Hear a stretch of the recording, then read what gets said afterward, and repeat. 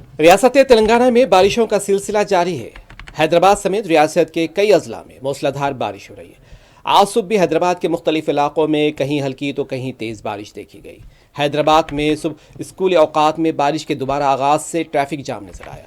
شہر کے علاقے نامپلی، ایبٹس، مہدی پٹنم سمیت دیگر چوراہوں پر ٹریفک جام دکھائی دیا، جس سے اسکول جانے والے طلباء اور دفاتر جانے والوں کو مشکلات کا سامنا کرنا پڑا۔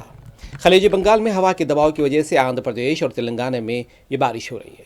محکمہ موسمیات نے ان دونوں ریاستوں میں شدید سے شدید تر بارش کی پیش قیاسی کی ہے۔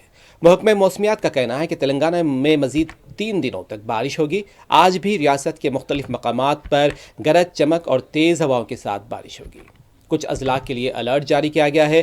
بتایا جاتا ہے کہ تلنگانہ کے کئی اضلاع میں گزشتہ 24 گھنٹوں کے دوران شدید سے شدید تر بارش ریکارڈ کی گئی، جس سے ندی نالوں، جھیلوں اور سڑکوں میں پانی بھر گئے۔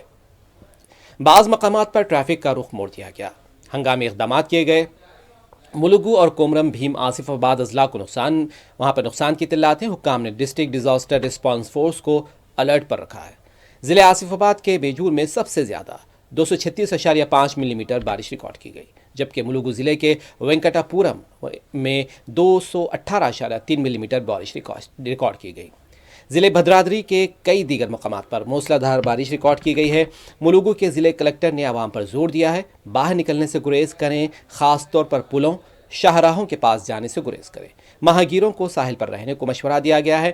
دریا گوداوری کے قریب نشیبی علاقوں میں مقیم افراد سے نقل مکانی کے لیے تیار رہنے کی ہدایت دی گئی۔ پرانے اور غیر محفوظ مکانات میں قیام پذیر افراد کو بھی محفوظ مقامات پر منتقل ہونے کی تاکید کی جا رہی ہے۔